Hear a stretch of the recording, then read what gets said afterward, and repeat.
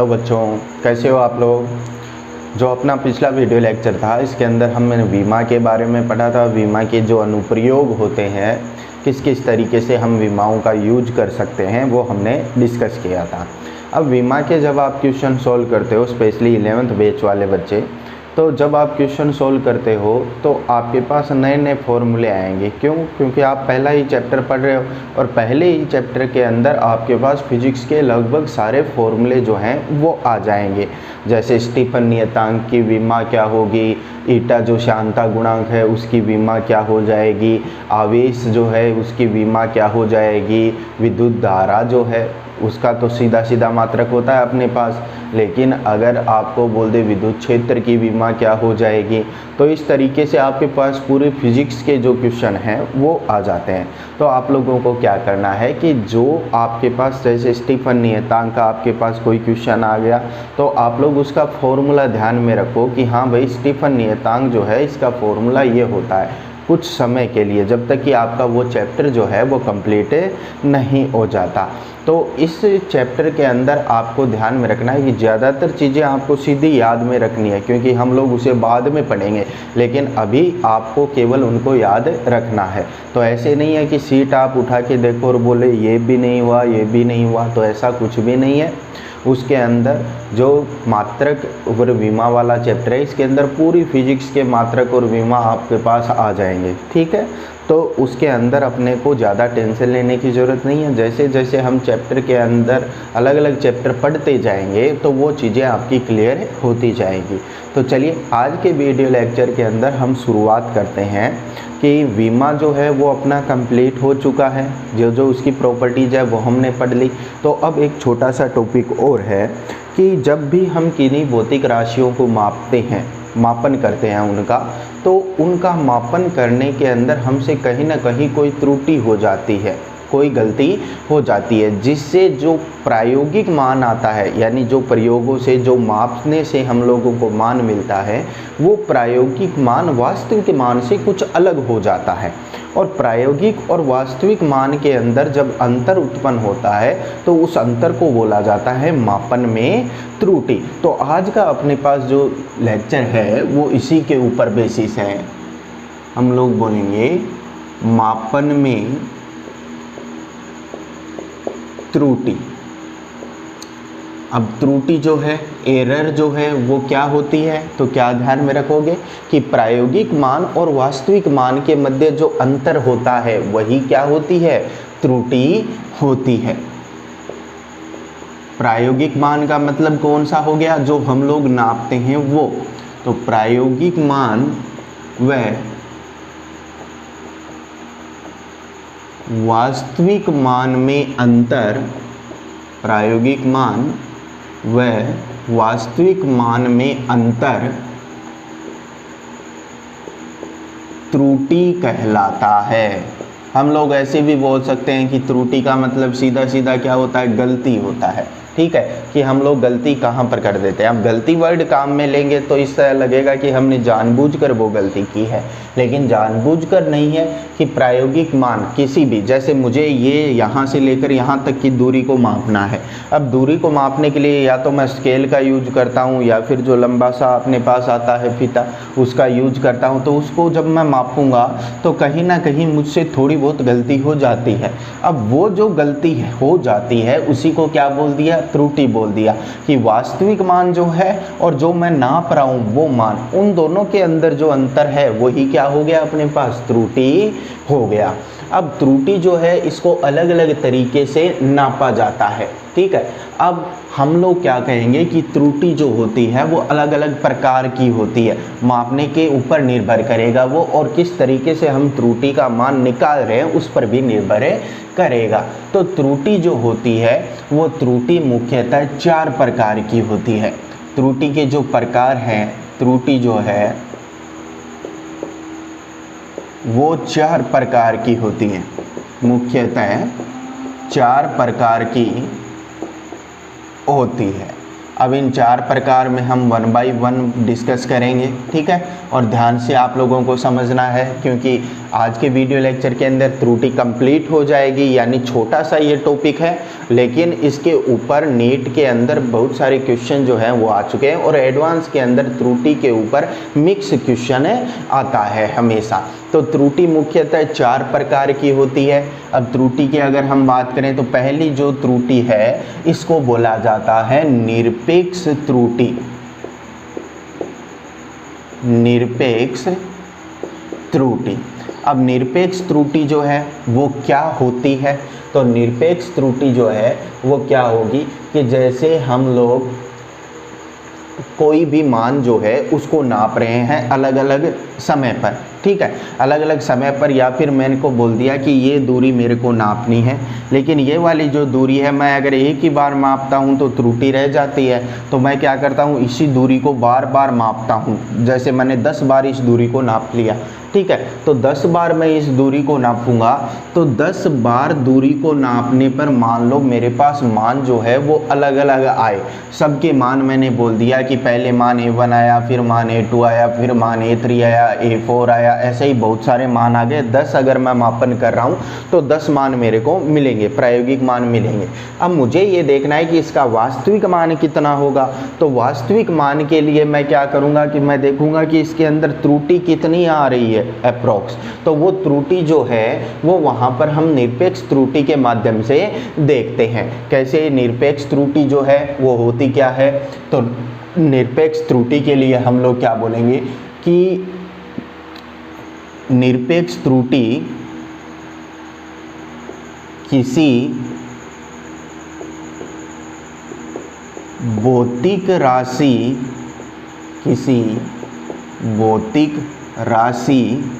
के वास्तविक मान, भौतिक राशि के वास्तविक मान व मापे गए मान में अंतर जो होता है। क्या बोला है हमने? भौतिक राशि के वास्तविक मान और मापे गए मान के अंतर के परिमाण के बराबर होती है। अंतर के परिमाण के बराबर होती है। तो किस तरीके से देखेंगे? वास्तविक मान जो है उसका, और उसमें से किसको माइनस कर देंगे हम लोग? मापे गए मान को, ठीक है। अब इन दोनों में से आप किस में से किसको माइनस कर रहे हो ये आप पर निर्भर कर रहा है, क्योंकि हमें तो केवल क्या लेना है? परिमाण लेना है। तो परिमाण लेना है तो वो परिमाण ही निरपेक्ष त्रुटि जो है वो कहलाती है। अब निरपेक्ष त्रुटि कैसे निकालेंगे हम लोग कि मान लो हम लोग किसी भौतिक राशि को n बार माप रहे हैं। हम किसी भी भौतिक राशि को n बार माप रहे हैं। तो जब हम किसी भी भौतिक राशि को n बार माप रहे हैं तो इसके जो मान आएंगे अपने पास n बार मापने पर, मान लो पहली बार नापा तो हमारे पास A1 मान आ गया, दूसरी बार A2 आ गया, तीसरी बार A3 आ गया, चौथी बार A4 आ गया, ऐसे ही nवीं बार मान कितना आ गया अपने पास? AN मान आ गया। n बार माप रहे हैं, n बार मापने पर मान जो आ रहा है वो A1 A2 A3 ऐसे ही आ रहा है। अब अगर इन सभी का मैं समांतर माध्य ले लेता हूँ, इन सभी का क्या ले लेता हूँ मैं? समांतर माध्य ले लेता हूँ। तो समांतर माध्य अगर मैं लूँ तो वो क्या हो जाएगा? देखो समांतर माध्य कैसे निकालते हैं? A1 plus A2 plus A3, यानी सभी राशियों का योग बटे में राशियों की संख्या। तो जितनी बार माप रहा हूँ मान उतनी ही बार आएगा। तो कितनी बार माप रहा हूँ मैं? n बार, और इसको लिखा जाता है AM से, यानी हमें एक माध्य मान मिल जाएगा उस मापी गई राशि का। हमें क्या मिल जाएगा? एक माध्य मान मिल जाएगा उस मापी गई राशि का, जब मैं इन राशियों का समांतर माध्य ज्ञात करता हूँ। अब देखिए AM जो है वो आ गया यहाँ पर। अब मुझे जो है वो निरपेक्ष त्रुटि देखनी है, तो निरपेक्ष त्रुटि जो है वो कितनी हो जाएगी? तो निरपेक्ष त्रुटि जो है वो क्या होती है? निरपेक्ष त्रुटि होती है वास्तविक मान में से मैं मापा गया मान या मापे गए मान का समांतर माध्य अगर वहाँ पर मैं कर देता हूँ क्या, माइनस कर देता हूँ, तो वहाँ पर क्या आ जाएगी मेरे पास? निरपेक्ष त्रुटि आ जाएगी। जैसे अगर मैं बात करूँ कि पहली बार में मैं अगर निरपेक्ष त्रुटि निकाल रहा हूँ, किसका मान निकाल रहा हूँ? Del A1। डेल A1 का मतलब है A1 को मापने में जो त्रुटि हो रही है वो और उसका परिमाण। तो डेल A1 जो है A1 को मापने में जो त्रुटि हो रही है वो और उसका परिमाण। तो डेल A1 जो है वो अपने पास कितना हो जाएगा? तो मैं कहूँगा माध्य मान AM माइनस में A1। इसी तरीके से A2 के मापने में कितनी गड़बड़ हुई, कितनी त्रुटि हुई, तो उसे मैं क्या लिख लूँगा? AM माइनस में A2। डेल A3 को मापने में कितनी त्रुटि हुई, तो उसको हमने लिख दिया AM माइनस में A3। AN को मापने में कितनी त्रुटि हुई, तो उसको मैं लिख दूंगा AM माइनस में AN। अब ये जो त्रुटि है वो धनात्मक भी हो सकती है, मान लो किसी भी मान के लिए धनात्मक मान आ गया, या फिर ऋणात्मक भी हो सकती है। यानी निरपेक्ष त्रुटि जो हम लोग ज्ञात कर रहे हैं, इस निरपेक्ष त्रुटि का मान धनात्मक या ऋणात्मक हो सकता है। वो निर्भर करेगा कि AM का मान ज़्यादा है या A1 का मान ज़्यादा है। अब निरपेक्ष त्रुटि का मतलब क्या हो गया? निरपेक्ष त्रुटि का मतलब हो गया कि जो हम अलग अलग नाप रहे हैं, इन अलग अलग नापी गई इकाइयों में त्रुटि या अलग अलग मापे गए मान के अंदर त्रुटि। तो निरपेक्ष त्रुटि हम इस तरीके से किसी की भी ज्ञात कर सकते हैं। दूसरी जो होती है अपने पास वो होती है माध्य निरपेक्ष त्रुटि। दूसरी अपने पास जो त्रुटि है वो होती है माध्य निरपेक्ष त्रुटि। अब माध्य निरपेक्ष त्रुटि की बात करें तो देखो, निरपेक्ष त्रुटि के आगे क्या लग गया? माध्य लग गया। यानी आपके पास जो निरपेक्ष त्रुटि आ रही है, del A1, del A2, del A3, del AN, इन सभी का अगर मैं माध्य निकाल लेता हूँ, समांतर माध्य निकाल लेता हूँ, तो वो क्या बन जाती है? माध्य निरपेक्ष त्रुटि बन जाएगी। यानी मैं क्या लिखूंगा कि निरपेक्ष त्रुटि, निरपेक्ष त्रुटियों का समांतर माध्य का समांतर माध्य माध्य निरपेक्ष त्रुटि, माध्य निरपेक्ष त्रुटि कहलाती है। अगर मैं इन सब का माध्य निकाल लूँ तो जो माध्य है वो क्या कहलाएगा? माध्य जो है वो कहलाएगा माध्य निरपेक्ष त्रुटि। तो चलिए आगे चलते हैं। इसके अंदर हम लोग माध्य निरपेक्ष त्रुटि की वैल्यू अगर हम लोग कैलकुलेट करना चाहें तो माध्य निरपेक्ष त्रुटि जो है इसकी वैल्यू जो है वो कितनी हो जाएगी और किससे इसे प्रदर्शित करेंगे? तो माध्य निरपेक्ष त्रुटि जो है इसको हम लोग डेल A बार से रिप्रेजेंट करेंगे। A यानी A को मापने में त्रुटि हो रही है, ठीक है। तो जो माध्य निरपेक्ष त्रुटि है इसको किससे लिखा जाता है? डेल A, और ऊपर हम लोग एक चिन्ह यहाँ पर एक रेखा लगा देते हैं, इसका मतलब होता है माध्य निरपेक्ष त्रुटि। अब ये जो माध्य निरपेक्ष त्रुटि है ये क्या बताया? निरपेक्ष त्रुटियों का समांतर माध्य। तो निरपेक्ष त्रुटि del A1, del A2, del A3, del AN है, तो इनका समांतर माध्य मैं ज्ञात करूँगा तो मैं लिखूँगा डेल A1 प्लस में डेल A2 प्लस में डेल A3 प्लस में डेल, ऐसे ही आगे की ओर चलता जाएगा। कहाँ तक जाएगा ये? डेल AN तक, ठीक है। डेल AN तक चला गया और अपोन में कितना आ जाएगा अपने पास?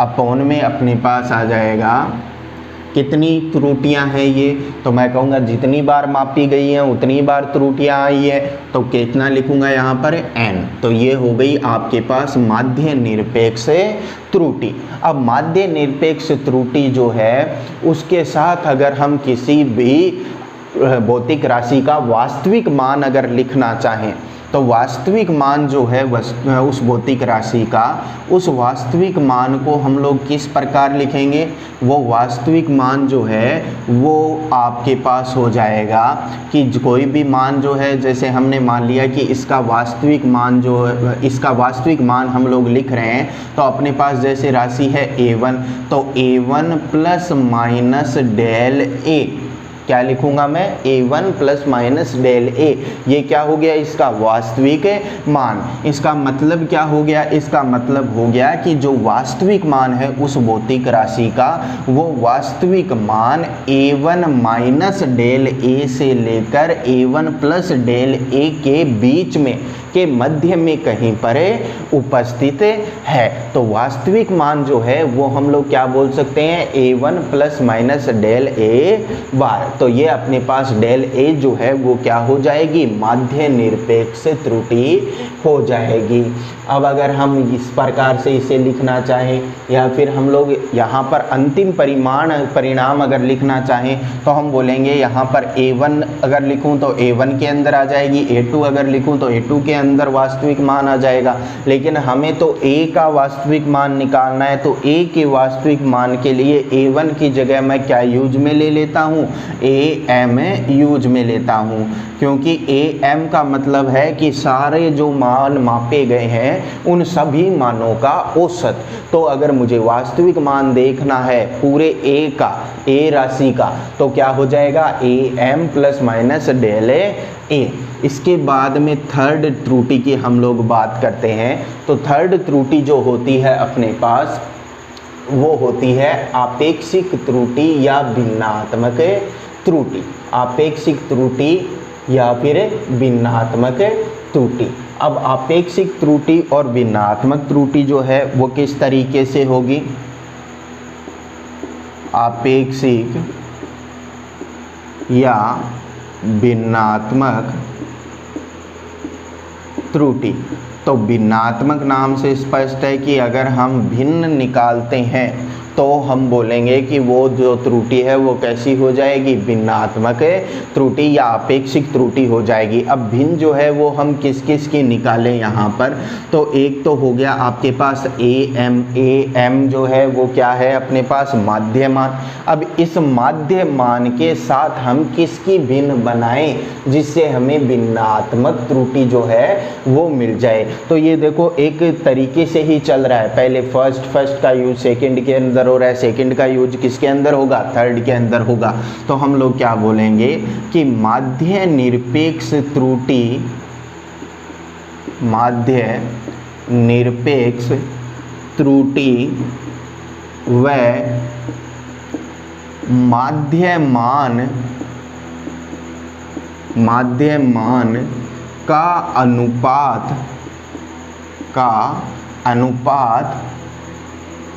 आपेक्षिक या भिन्नात्मक त्रुटि, आपेक्षिक या भिन्नात्मक त्रुटि कहलाती है। आपेक्षिक या भिन्नात्मक त्रुटि कहलाती है।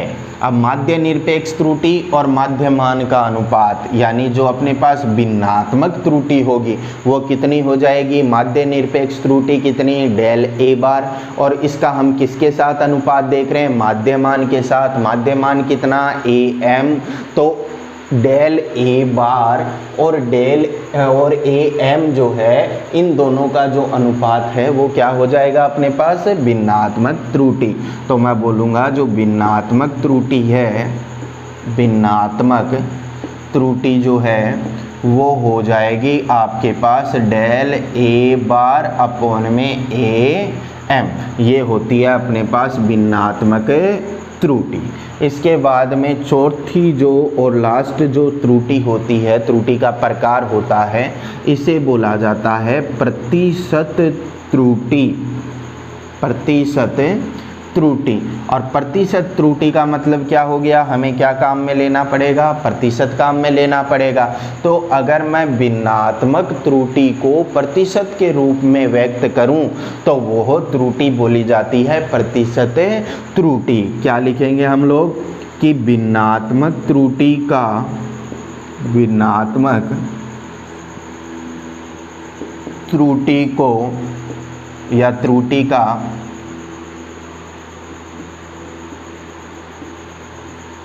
या को प्रतिशत में प्रदर्शित करना, प्रतिशत में प्रदर्शित करना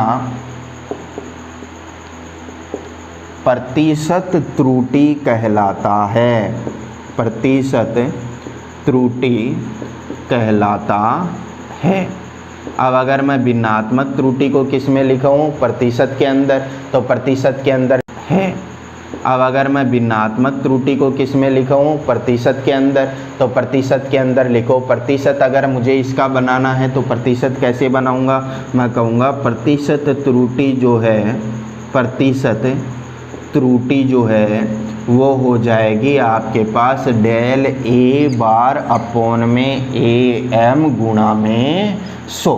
तो ये क्या हो जाएगी अपने पास, प्रतिशत त्रुटि हो जाएगी। तो देखो ये चार अपने पास हैं, निरपेक्ष त्रुटि यानी अलग अलग सबकी त्रुटि, ठीक है। उसके बाद में माध्य निरपेक्ष त्रुटि यानी जो ये अलग अलग आई है अपने पास, इनका माध्य ज्ञात कर लो, ठीक है। आपेक्षिक या भिन्नात्मक त्रुटि क्या हो जाएगा कि अपने पास जो ये माध्य निरपेक्ष त्रुटि है और जो यहाँ पर अपने पास माध्य मान है, इन दोनों का जो अनुपात है वो भिन्नात्मक त्रुटि हो जाएगा।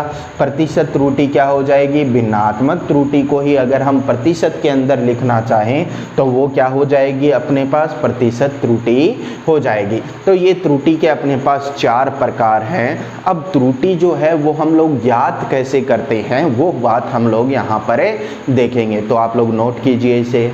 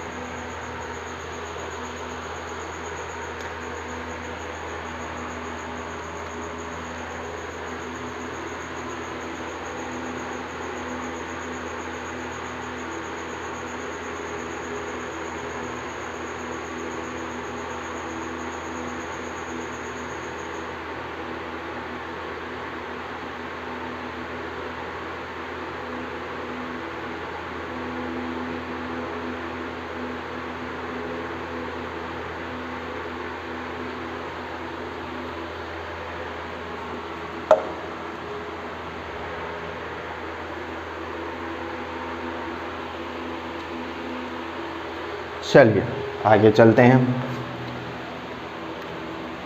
कि जब अपने पास कोई भौतिक राशि है तो उस भौतिक राशि के अंदर हम लोग निरपेक्ष त्रुटि या फिर त्रुटि जो है वो किस तरीके से ज्ञात कर सकते हैं।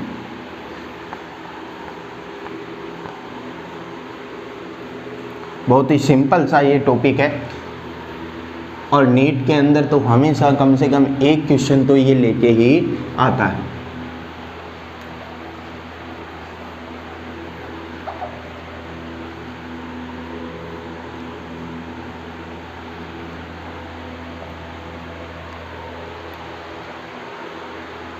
चलिए सबसे पहली चीज़ जो है हम लोग क्या देखेंगे, हेडिंग हम लोग लगा लेते हैं त्रुटियों का संयोजन। त्रुटियों का संयोजन, संयोजन का मतलब क्या है कि अगर आपके पास कोई भौतिक राशि है और उस भौतिक राशि के अंदर एक से ज़्यादा पद हैं, ठीक है। जैसे कोई फॉर्मूला हो गया अपने पास किसी भौतिक राशि का, जैसे बल का फॉर्मूला हो गया अपने पास F बराबर ma, ठीक है।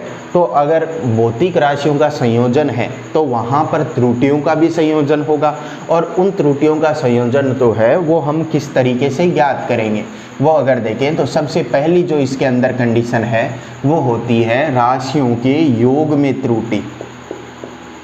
राशियों के योग में त्रुटि, यानी जब किन्हीं दो भौतिक राशियों का योग हो रहा हो तो हम सम्मिलित त्रुटि वहाँ पर किस प्रकार से ज्ञात करेंगे। तो हम लोग एग्जाम्पल से ही लेके चल रहे हैं। जैसे मान लो x बराबर है a प्लस बी, x बराबर क्या है a प्लस बी। अब मुझे बोल दिया कि a के मापन में निरपेक्ष त्रुटि दे दी, b के मापन में निरपेक्ष त्रुटि दे दी। मुझे बोल रहा है डेल a जो है वो क्या है, a के मापन में निरपेक्ष त्रुटि, ठीक है। और डेल b जो है वो क्या है, b के मापन में निरपेक्ष त्रुटि। और आपको बोल रहा है कि x के मापन में निरपेक्ष त्रुटि आपको निकालनी है। x के मापन में निरपेक्ष त्रुटि जो है वो हमें निकालनी है।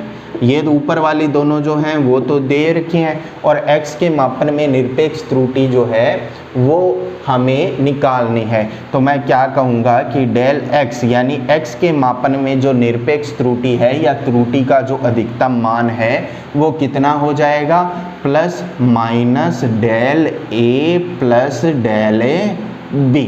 कितना हो जाएगा, del a plus del b। अब प्लस माइनस क्यों लगा रहा हूँ, प्लस माइनस इसलिए लगा रहा हूँ कि या तो त्रुटि जो है वो प्लस होगी या त्रुटि क्या होगी, माइनस।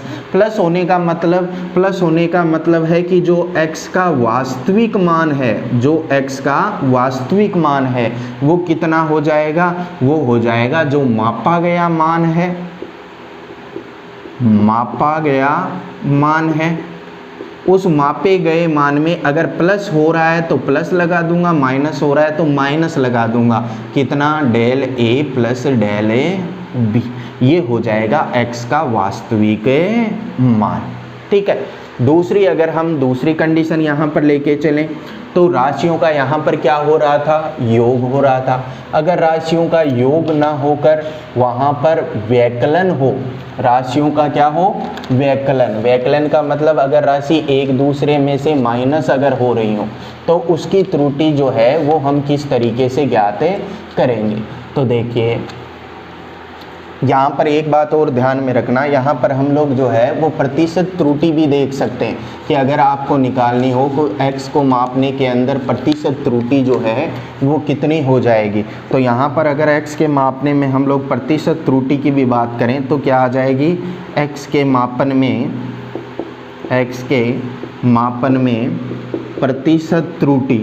तो प्रतिशत त्रुटि अगर हमें देखनी हो तो प्रतिशत त्रुटि जो है वो क्या हो जाएगी, मैं लिखूंगा त्रुटि कितनी, डेल a प्लस में डेल b, ठीक है। और किस में हम त्रुटि निकाल रहे हैं, हम x में निकाल रहे हैं। तो x का मान कितना है, a प्लस b, और गुणा में क्या आ जाएगा, 100 आ जाएगा। तो ये क्या हो गई, x के मान में प्रतिशत त्रुटि। अब ये नहीं बोल रहा है कि त्रुटि माइनस है या प्लस है, केवल ये बोल रहा है कि त्रुटि प्रतिशत में है कितनी। तो त्रुटि जो है वो प्रारंभिक मान या मापे गए मान की कितनी प्रतिशत है, तो del a plus del b upon a plus b गुणा में 100 आ जाएगा। दूसरी अगर हम लोग बात करें तो दूसरी हम लोग बात करते हैं कि राशियों के अंतर में त्रुटि है वो कितनी हो जाएगी। तो राशियों के अंतर में त्रुटि, राशियों के अंतर में त्रुटि होने का मतलब कि व्यकलन हो रहा हो उनको।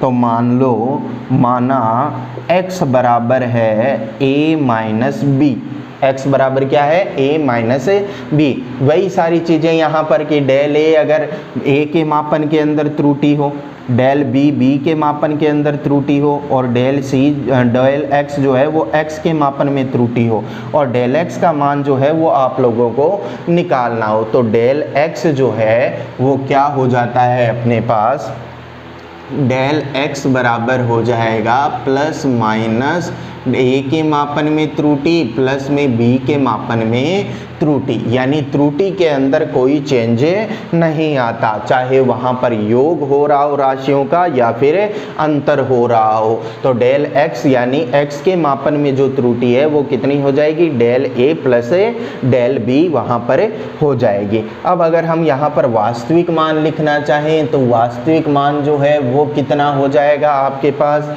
मापा गया मान plus minus del A plus del B, यानी जो यहाँ पर है वही वहाँ पर हो जाएगा।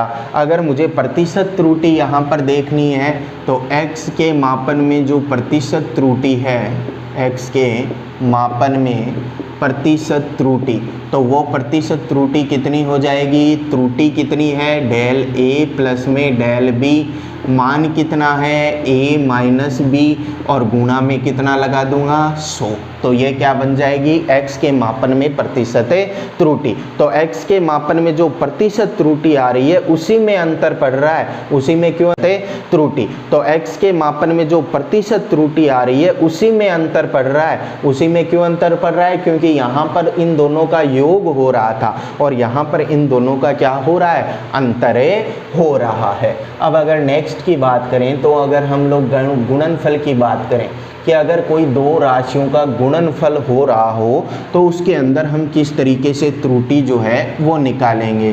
तो राशियों के गुणनफल में त्रुटि, राशियों के गुणनफल में त्रुटि। अब मान लो कि x बराबर जो है वो अपने पास हो x बराबर a गुणा b, यानी दोनों का गुणा हो रहा हो। यहाँ पर वही चीज़ें हम लोग डेल a जो है वो a के मापन में त्रुटि है, डेल b जो है वो b के मापन में त्रुटि है, और डेल x यदि x के मापन में त्रुटि है तो उसका मान कितना होगा। तो जब राशियों का गुणनफल हो रहा हो तो हम निरपेक्ष त्रुटि नहीं ज्ञात करके भिन्नात्मक त्रुटि जो है वो ज्ञात करते हैं, कि जब राशियों का गुणनफल हो रहा हो तब हम निरपेक्ष त्रुटि ज्ञात ना करके भिन्नात्मक त्रुटि जो है वो ज्ञात करते हैं। अब अगर भिन्नात्मक त्रुटि की हम लोग बात करें तो भिन्नात्मक त्रुटि का मतलब क्या हो गया, डेल x हुआ या डेल x अपॉन x हुआ, डेल x अपॉन x, जितनी त्रुटि अपॉन में उसका मापित मान। तो डेल x अपॉन में x क्या है अपने पास, ये है x के मापन में, x के मापन में भिन्नात्मक त्रुटि। तो भिन्नात्मक त्रुटि अगर हम देख रहे हैं तो मैं लिखूंगा x को मापने में जो भिन्नात्मक त्रुटि है वो हो जाएगी प्लस माइनस a को मापने में भिन्नात्मक त्रुटि डेल a अपॉन में a, प्लस b को मापने में भिन्नात्मक त्रुटि यानी डेल b अपॉन में b। तो ये हो जाएगी अपने पास x को मापने में भिन्नात्मक त्रुटि। अगर बात करें प्रतिशत त्रुटि की तो प्रतिशत त्रुटि जो है वो कितनी हो जाएगी, तो हम कहेंगे भिन्नात्मक त्रुटि को अगर मैं 100 से गुणा कर दूं तो वही क्या बन जाती है, प्रतिशत त्रुटि बन जाती है, यानी डेल x अपॉन x गुणा में 100। तो कितना बन जाएगा अपने पास, ये कितना है, यहाँ पर डेल x अपॉन x का मान ये रहा, तो प्लस माइनस भिन्नात्मक प्रतिशत के अंदर प्लस माइनस लेने की ज़रूरत नहीं है, डेल a अपॉन में a प्लस में डेल b अपॉन में b गुणा में 100। ये किसका मान आ गया अपने पास, प्रतिशत त्रुटि का मान आ गया। तो इस तरीके से हम गुणनफल के अंदर प्रतिशत त्रुटि जो है वो ज्ञात कर सकते हैं। अब फोर्थ जो है वो हम लोग देखते हैं कि अगर राशियों के अंदर विभाजन हो रहा है, विभाजन का मतलब क्या हो गया कि अगर भाग लग रहा है एक भौतिक राशि का दूसरी भौतिक राशि के अंदर, तो वहाँ पर त्रुटि जो है उसको किस तरीके से हम लोग कैलकुलेट करते हैं, किस तरीके से मापेंगे। तो थर्ड जो है फोर्थ जो है वो है राशियों के विभाजन में त्रुटि, राशियों के विभाजन में त्रुटि। अब राशियों में विभाजन में त्रुटि की अगर बात करें तो मान लो आपके पास जो है राशि वो है x बराबर a बटे में b। दो राशि, भौतिक राशि जो है वो अनुपात के अंदर है, x बराबर है a बटे में b। वही सारी चीज़ें कि डेल a जो है वो है a के मापन में त्रुटि, डेल b जो है वो b के मापन में त्रुटि, और डेल x जो है वो है x के मापन के अंदर निरपेक्ष त्रुटि। अब अगर हम x के अंदर भिन्नात्मक त्रुटि की बात करें तो x के मापन में भिन्नात्मक त्रुटि जो है वो कितनी हो जाएगी, मैं कहूँगा डेल x अपॉन में x। डेल x क्या है, उसकी ये जो निरपेक्ष त्रुटि है वो, और x उसका मापित मान। तो x के मापन में भिन्नात्मक त्रुटि कितनी है, डेल x अपॉन में x। अब अगर यहाँ से हम लोग इसका मान निकालना चाहें तो जो अपने पास x के मापन में भिन्नात्मक त्रुटि है यानी डेल x अपॉन x है, ये कितना हो जाएगा, प्लस माइनस a के मापन में त्रुटि।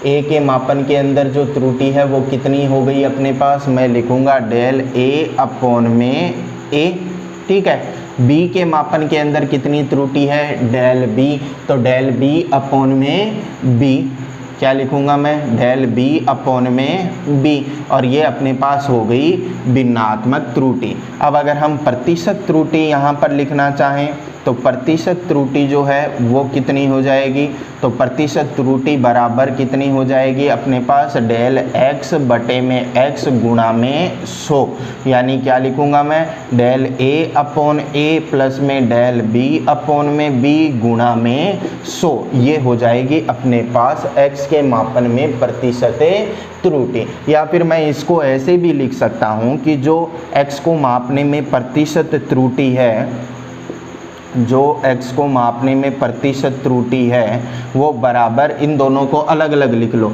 इन दोनों को अलग अलग लिखूंगा तो मैं क्या लिख सकता हूँ, डेल a अपॉन a गुणा में 100 प्लस में डेल b अपॉन में b गुणा में 100। तो देखो ये वाला जो है वो क्या बना, क्या ये a के अंदर प्रतिशत त्रुटि है क्या, क्योंकि a के लिए निरपेक्ष मान अपॉन में a का मापित मान गुणा में 100, तो ये a के अंदर प्रतिशत त्रुटि है, ये b के अंदर प्रतिशत त्रुटि है। तो जो x के मापन में प्रतिशत त्रुटि है वो बराबर हो जाएगी a के मापन में प्रतिशत त्रुटि प्लस b के मापन में प्रतिशत त्रुटि।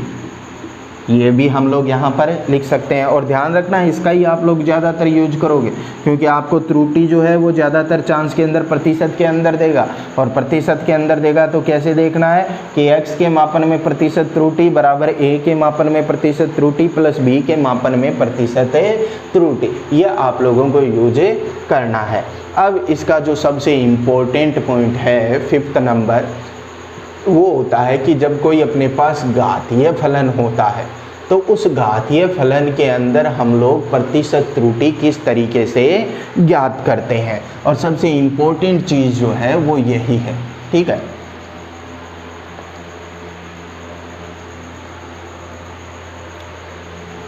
फिफ्थ नंबर क्या है, घातीय फलनों में त्रुटि, घातीय फलनों में त्रुटि। अब मान लो कोई घातीय फलन जो है वो है x बराबर a की घात m बटे b की घात n। इस तरीके से कोई घात का फलन है आपके पास, और वही सारी चीज़ें कि डेल a जो है वो a के मापन में निरपेक्ष त्रुटि, डेल b के मापन में निरपेक्ष त्रुटि, और डेल x जो है वो x के मापन में निरपेक्ष त्रुटि। तो जब यहाँ पर हम लोग बात करेंगे x के मापन में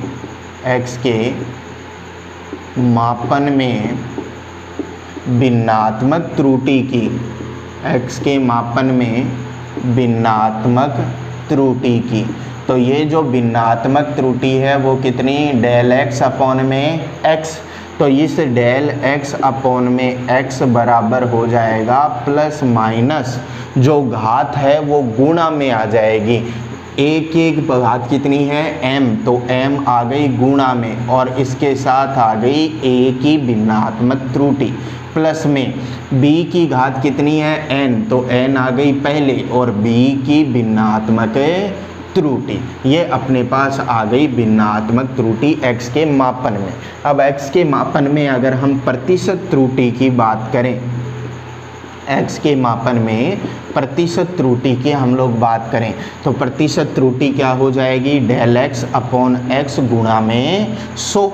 तो यहाँ पर इसकी गुणा में मैं लगाऊं तो मैं क्या लिखूंगा, देखो यहाँ पर बन गया m del a upon a plus में n डेल b अपॉन में b गुणा में 100। 100 को अंदर इन दोनों से गुणा कर दूं तो क्या बन जाएगा, ये बन जाएगा m गुणा में a के मापन में प्रतिशत त्रुटि प्लस n गुणा में b के मापन में प्रतिशत त्रुटि।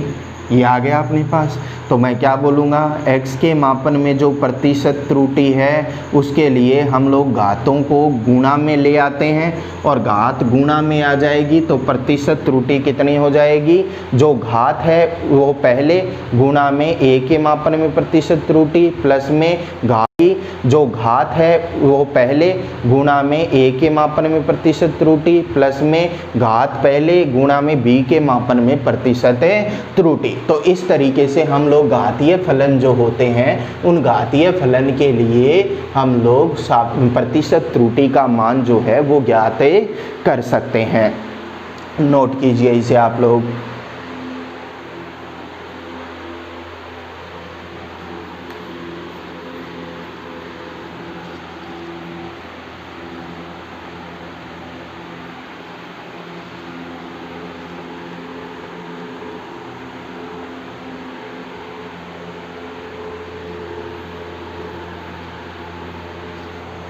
चलिए अब एक इसके अंदर हम लोग क्वेश्चन करके देखते हैं कि किस तरीके से हम त्रुटि का मान जो है वो निकालते हैं। आपको एक क्वेश्चन दे दिया, क्वेश्चन क्या है, यदि a बराबर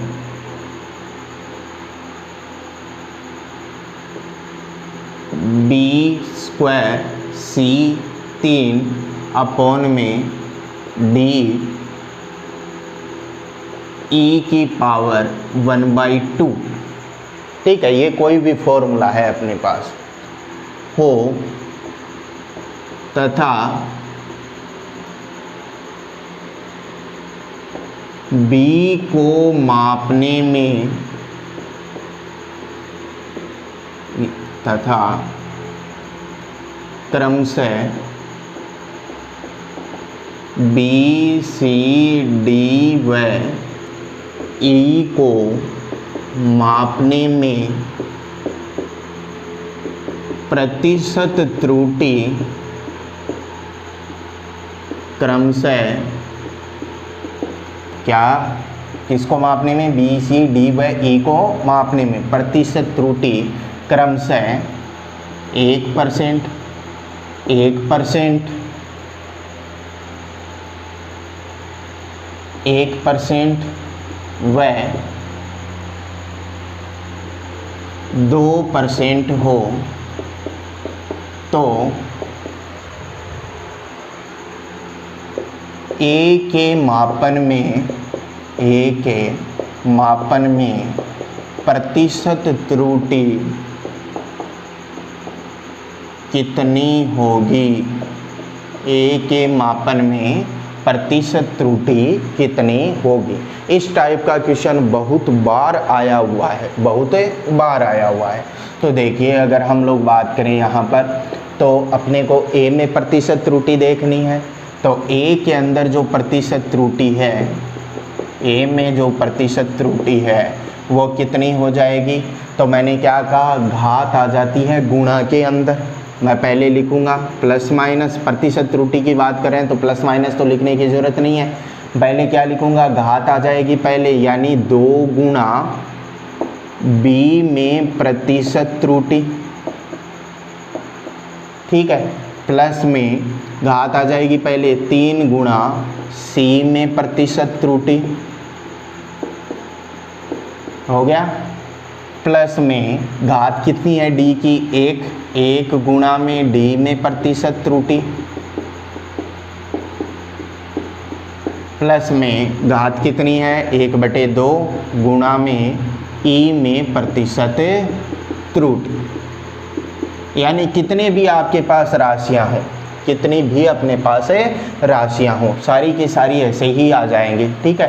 देखो कितनी बन जाएगी, 2 गुणा में बी में प्रतिशत त्रुटि कितनी है, तो बी पहले है कितनी है 1%, तो 1 से गुणा कर दिया मैंने, प्लस में 3 गुणा सी में कितनी परसेंटेज त्रुटि है, तो सी के अंदर है 1%, प्लस में 1 गुणा डी में प्रतिशत त्रुटि कितनी है 1%, प्लस में 1/2 गुणा ई में प्रतिशत त्रुटि कितनी है 2%, लिख दिया, 2 से 2 चला गया, ये कितना आ गया आपके पास, ये बन गया 2 + 3 + 1 + 1, यानी कितना बन गया, 3 2 5 6 7, यानी प्रतिशत त्रुटि जो है वो कितनी आ गई अपने पास, 7% प्रतिशत त्रुटि आ गई। तो इस तरीके से आप लोग प्रतिशत त्रुटि जो है वो ज्ञात कर सकते हो। ज़्यादातर क्वेश्चन आपको प्रतिशत त्रुटि के ही मिलेंगे। जैसे एक क्वेश्चन और अगर हम लोग बहुत बात कर लें, जैसे मैं बोल दूं कि यदि t बराबर 2π√L/g है तथा L व g के मापन में प्रतिशत त्रुटि क्रमशः 2% व 4% हो, तो t के मापन में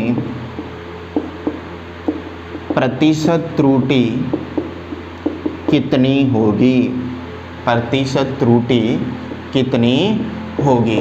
तो अगर इस टाइप का कोई क्वेश्चन, तो देखो वापस से वही कि हम लोग देखेंगे 2π जो है वो तो नियतांक है, वो तो वही रहेगा, उसमें तो त्रुटि होने की संभावना ही नहीं है। तो मैं क्या लिखूंगा यहाँ पर, मैं लिखूंगा कि t के मापन में जो प्रतिशत त्रुटि है, t के मापन में प्रतिशत त्रुटि बराबर क्या करेंगे, √L है, √ का मतलब घात कितनी होती है 1/2, तो मैं लिखूंगा घात आ जाएगी पहले 1/2 गुणा L में प्रतिशत त्रुटि, L में प्रतिशत त्रुटि, प्लस में √g है, तो √g का मतलब भी घात कितनी है 1/2, तो 1/2 गुणा g में प्रतिशत त्रुटि।